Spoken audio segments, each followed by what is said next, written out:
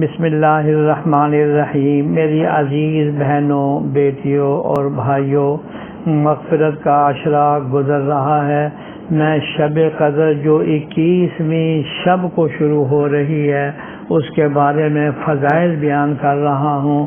آج پہلی روایت حضرت انس رضی اللہ تعالیٰ عنہ کہتے ہیں کہ ایک مرتبہ رمضان المبارک کا مہینہ آیا تو حضور صلی اللہ علیہ وسلم نے فرمایا کہ تمہارے اوپر ایک مہینہ آیا ہے جس میں ایک رات ہے جو 1000 مہینوں سے افضل ہے۔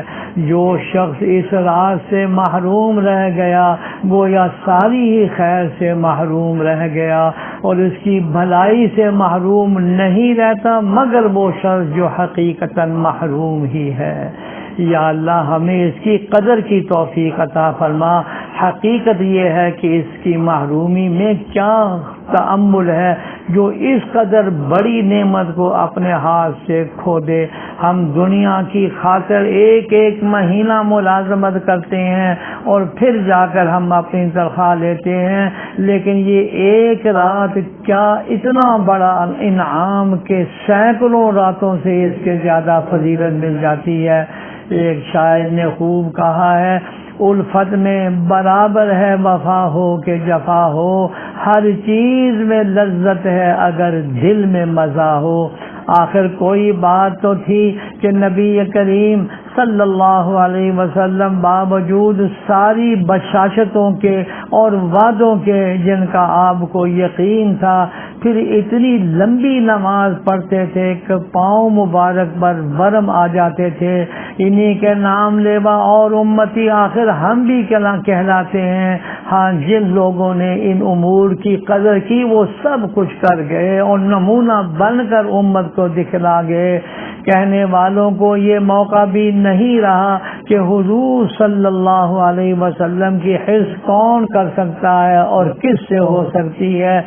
دل میں سما جانے کی بات ہے کہ چاہنے والے کے لیے دودھ کی نہر پہاڑ سے کھودنی بھی مشکل نہیں ہوتی، مگر یہ بات کسی کی جوتیاں سیدھی کیے بغیر مشکل حاصل ہوتی ہے۔